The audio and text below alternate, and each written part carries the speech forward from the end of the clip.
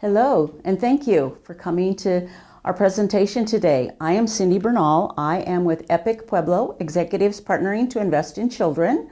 We are a group of businesses, large and small, throughout the county of Pueblo, and our main mission is to really support families and young children with brain development and early literacy. We feel those two components are what will make all of our children in our community successful as they move through life, and that they have the great start to their educational experiences. So again, Cindy Bernal with Epic Pueblo, the Community Outreach Coordinator. Thank you so much for coming. Today we're going to talk about parents, a child's first and most important teacher, and the importance of brain development, because of all things out there for children and families, parents are that foundational piece. They are the grounding for their child.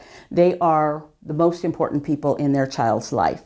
We are addressing that because it is critical. Without parents' involvement and help with their children, it's really hard and difficult for the child to be successful. And so we want to support parents the very best we can, because you are the very most important people in your child's life.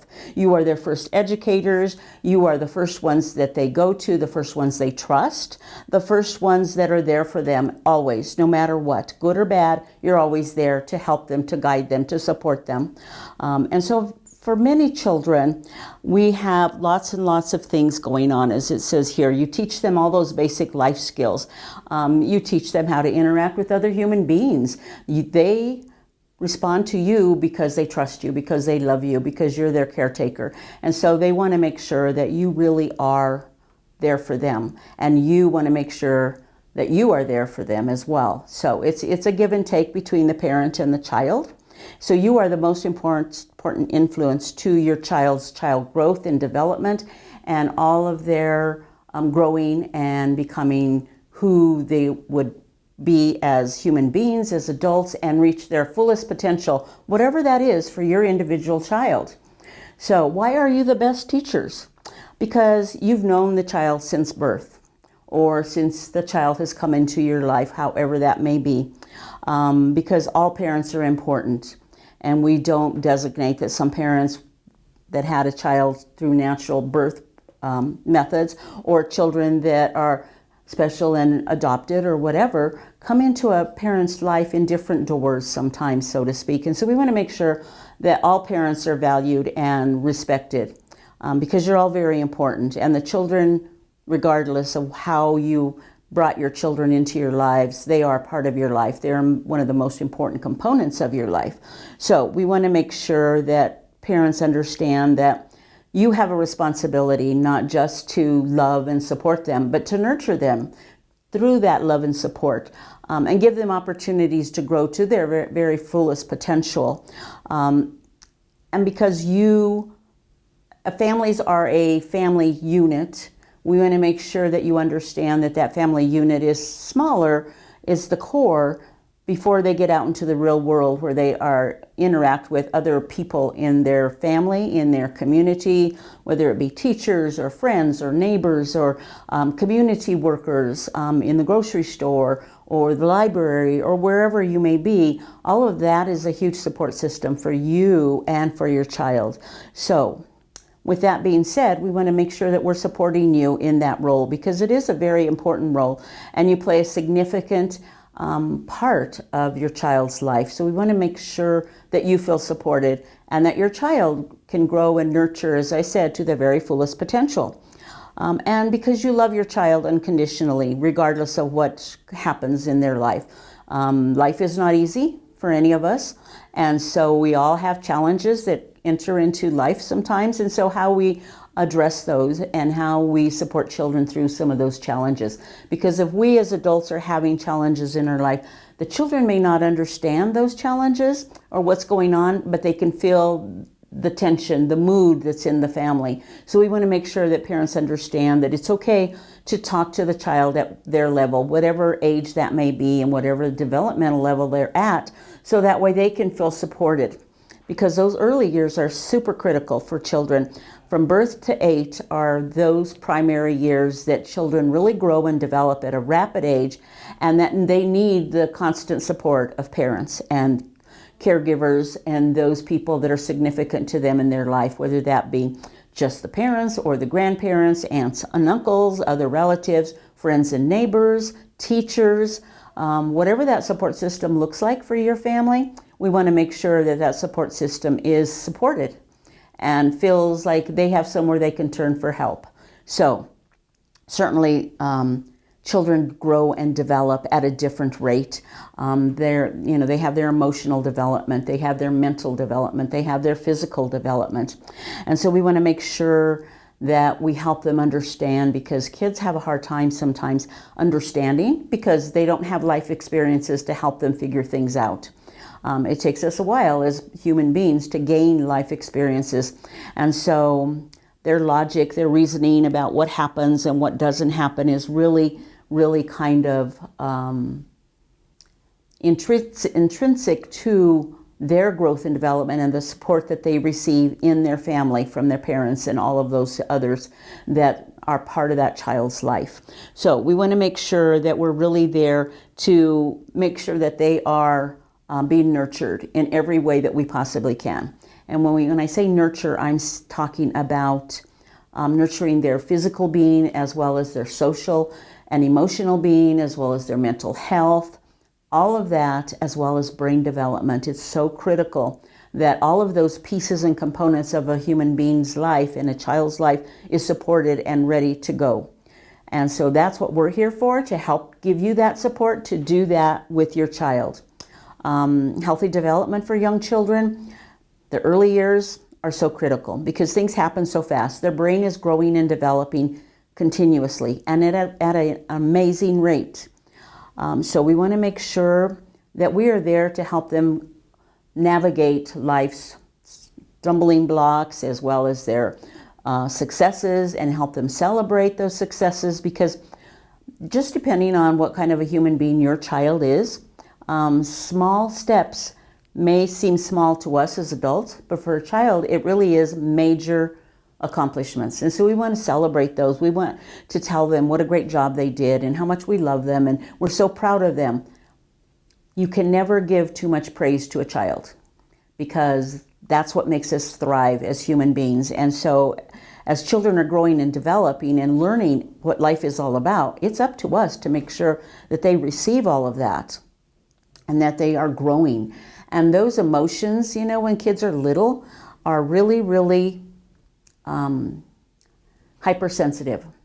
And some children more so than others, because none of us are the same. We may be human beings, but our makeup is so different and special to each and every one of us. And so we want to watch our children as they grow and develop and figure out what kind of a sensitivity system do they have. Do they need more support than maybe other kids? Other kids may have that confidence down that they just feel really good about what they do. And other kids, they need to know that they're supported, that what they're doing is valued and respected and loved by those that love them. So we want to make sure that we're doing that for them.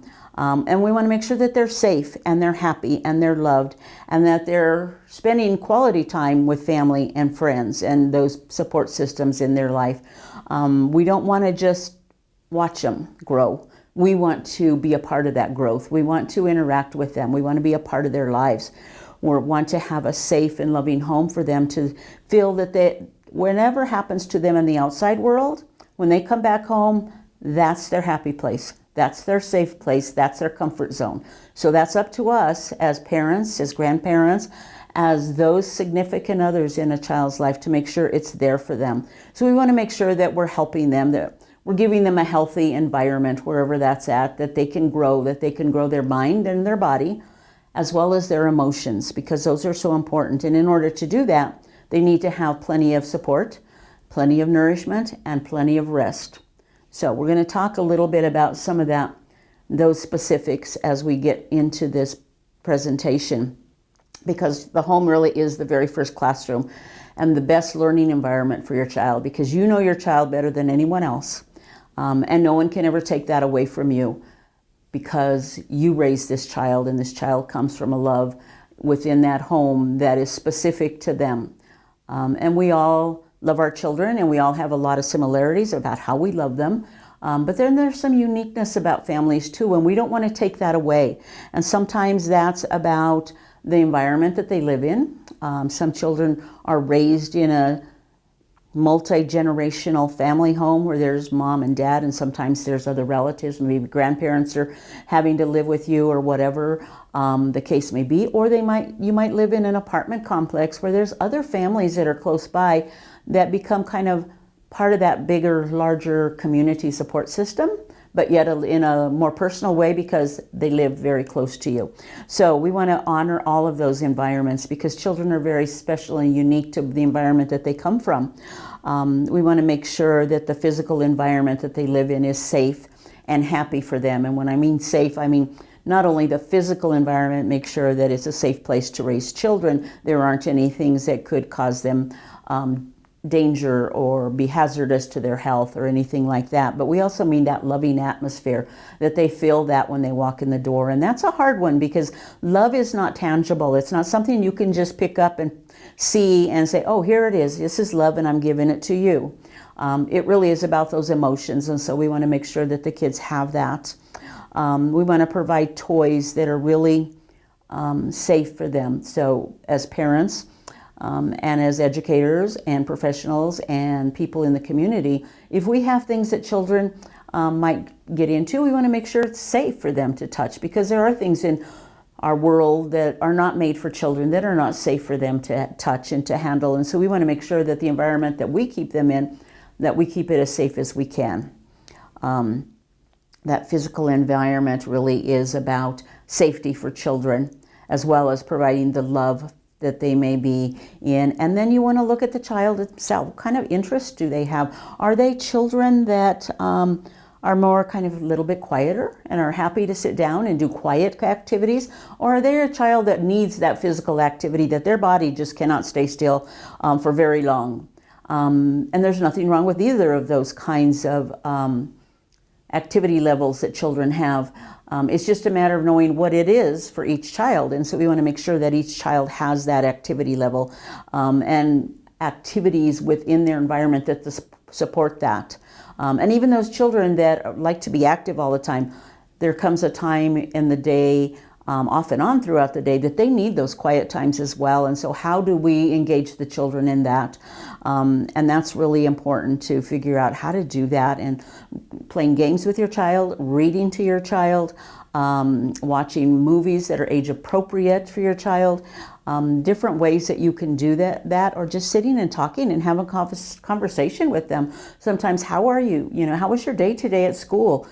Tell me something exciting that happened. Was there something that was a little bit, didn't feel so comfortable at school that you want to talk about? Maybe, you had an interaction with a friend and you didn't, you left and you were kind of like angry with each other. How, what happened today? Tell me, so we can work it through. And so that way the child knows that you are engaged in their life and you care, and that if they ever have a problem, regardless of how old they are, they will always come back to you, because that is their home base. That is their safe place. That is their comfort zone, as I said. So please take that time to spend with your children and make sure that they're growing in a healthy and safe environment as they move through life.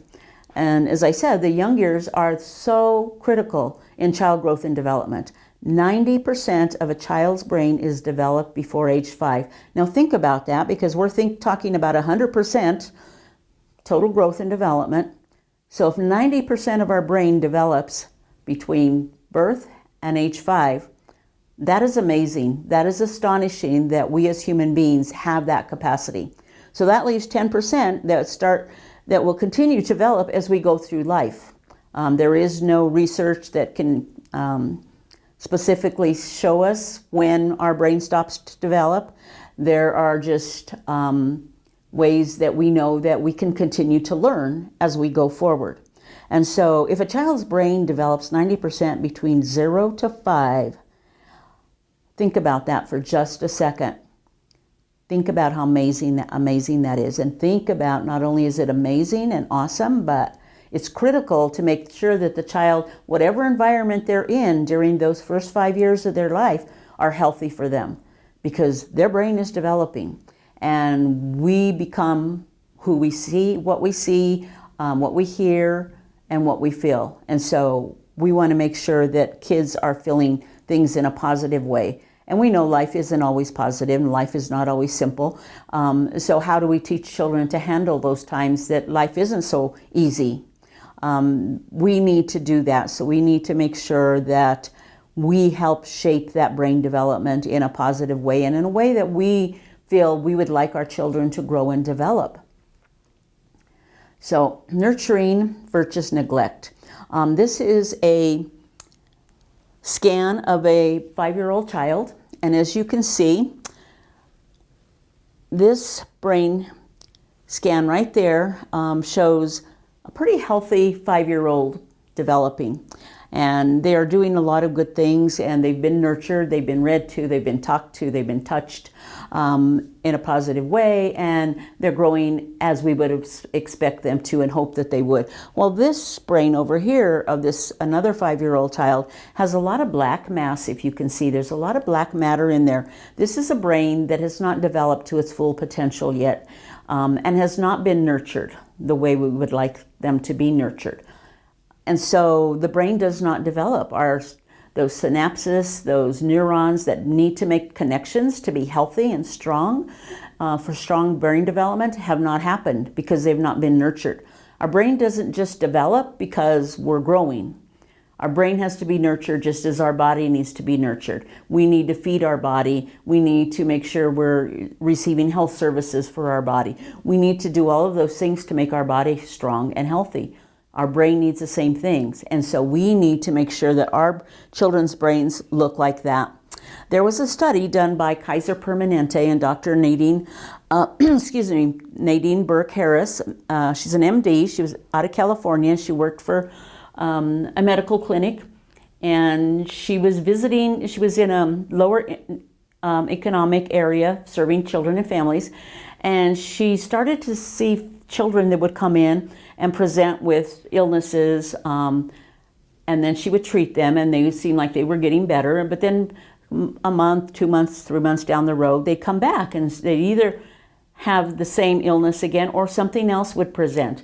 And so when she started seeing a number of families this way, she started thinking, you know what, I'm treating them as a physician, their body, medically, but we're not doing anything else beyond that. Something else is going on with the child.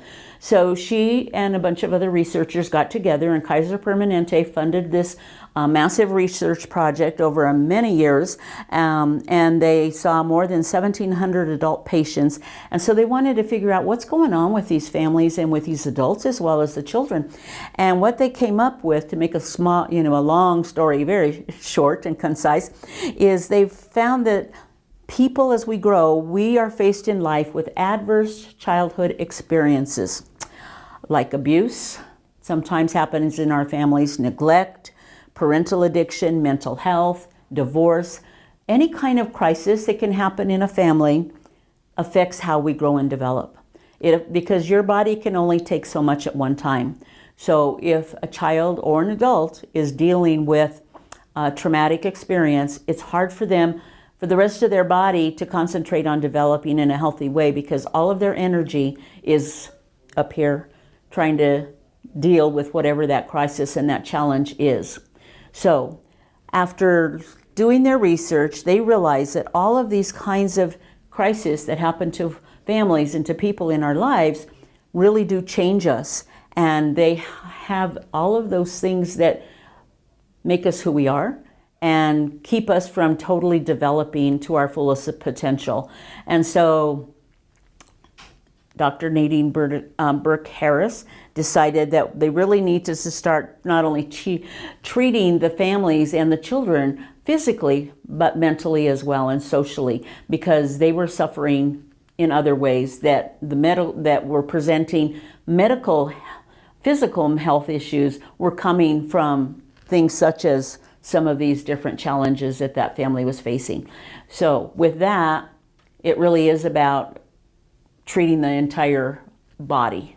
Whole being to developing in a healthy way is important for every one of us. So there is research-based evidence that shows that children who are exposed to positive things in their life and healthy things in their life can have a better opportunity and a better chance of being successful to get through those challenging parts of life. And reading is one of those things. And so early literacy and books and reading is one of our foundational pieces, as well as the brain development. So we really did some research on that as well. Dr. Barry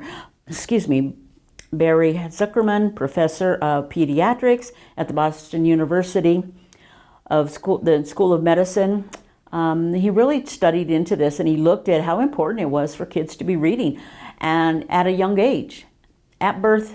And actually, for me as an early childhood professional, when that child is in utero, before that child is even born, it's important to read to our children. Reading is so critical, and it not only helps their brain development and helps their early literacy and helps their reading skills, but it helps them to learn, to comprehend, to relax, to take in lots of information that they may not need right now, but they may need later in life.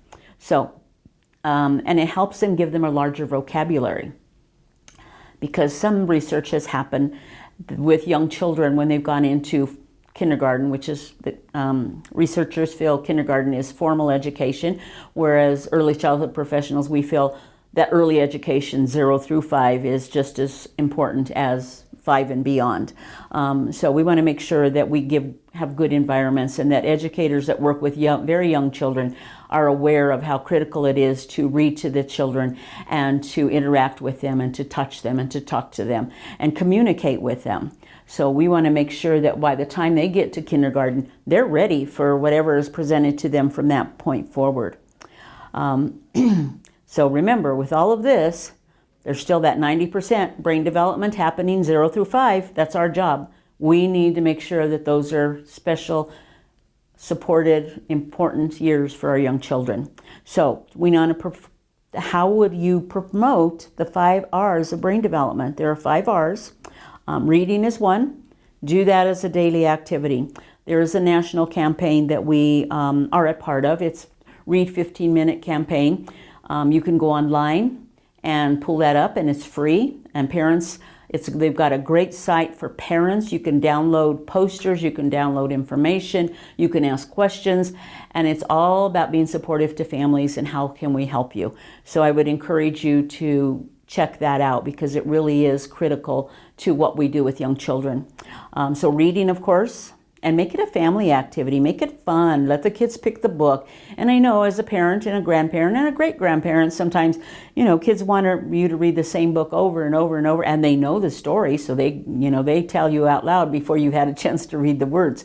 That's okay. That's what we want to see. That's healthy. And so we want to continue those things. And rhyming, talking to them, teaching them to use their vocabulary in a variety of ways, singing, playing. Kids love those kinds of things. And so, my kids, my great-grandkids, my grandchildren, they never complained when I sing. They do when they get older, they complain and say, "Oh, please, Nana, don't sing." But when they're little, they love it when you sing with them. So sing with them and enjoy that. And that routines is our number 3. Make sure they have regular routines. Kids thrive on knowing what's going to happen next, especially kids that are super sensitive, and they need to know what to expect next, because some kids don't take well to just kind of, bouncing from here to there and everywhere. Some kids do, and they can transition very easily. Some children cannot. And so we need to make sure that we can keep some kind of routine in their life, at home and in the support system that they interact with outside of the home, as possible as it can be. And at least, even if they're starting a new activity, or going to a new event or something, kind of give them some information, tell them what's going to happen, so that way they have something. Okay, we're going to go to the circus, say, and so we need to get dressed up, and we need to get cleaned up, and we need to talk about safety before we go. And then once we get there, we need to have those safety rules, make sure that we have our partners, make sure we always are in contact with mom and dad.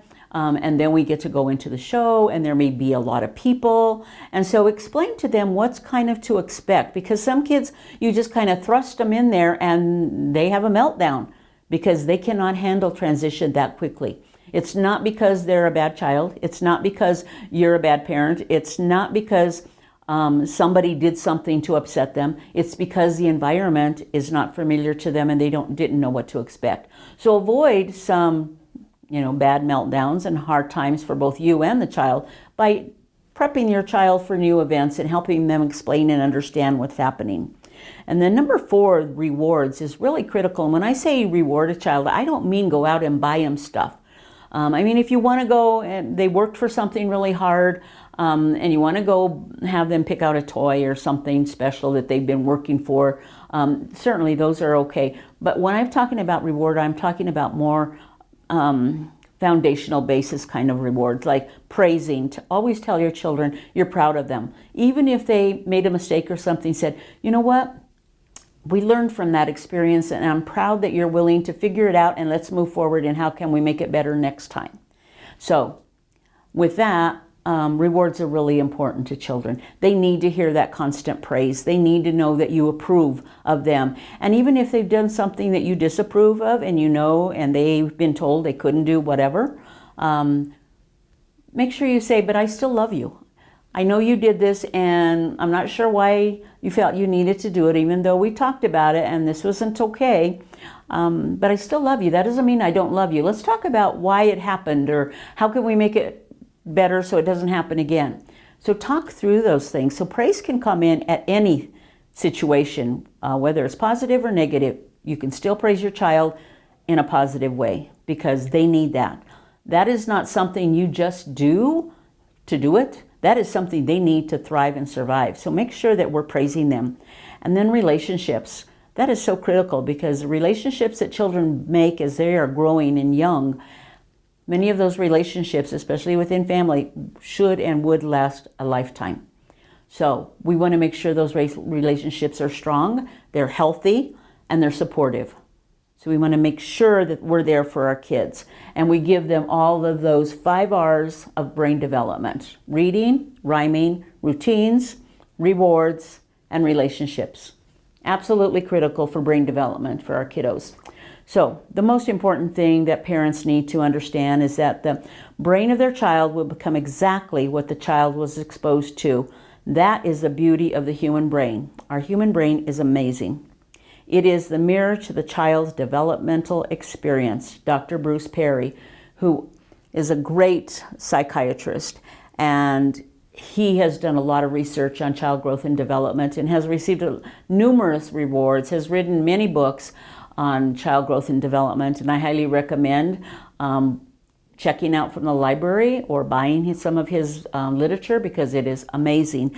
And he writes it in a way that is written for the layperson such as you and I. He doesn't write it from a medical perspective. He writes it from a human perspective. So he really does talk about children's mental health and the neurosciences. So please check into Dr. Bruce Perry, as well as Dr. Nadine Harris Brooks, her book as well. And she has written a number of books. And both those authors, both those doctors write in a way that is conducive to us as everyday people being able to read and understand. And that's what I like. I don't like to pick up a book that said it's going to tell me about child development and then it's all about way over my head that I can't understand medical terminology and things like that because I'm not a medical professional.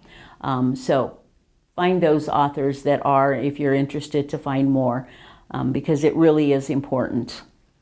So with that, that concludes our presentation for today, and thank you for joining us. You can certainly reach me. My contact information is right over here, and feel free to reach out to me if you have any questions or comments or you'd like more information. We're glad to help as best we can. We do not charge for any of our services, and we're really happy to reach out to the community. And one way that we reach out are not only these video presentations, but also once a month on the first Thursday of the month, from 5:30 to 7:30 at Rocky Mountain SARE, 330 Lake Avenue. We do a once a month presentation such as these. We have 43 different topics we do right now. Each month is a different topic, and we are opening it up to the public. It is free, doesn't cost you anything. We don't provide childcare, but if you have to bring your child with you, that's fine, as long as you know you're responsible for them during the class. We provide a light supper. So we know sometimes, parents work, and so you don't have time to run home, and educators. So our trainings are open to the public. Certainly we get a number of early childhood educators that come. They need 15 clock hours of training on a variety of topics throughout the year to meet licensing requirements in the programs that they work with through the state.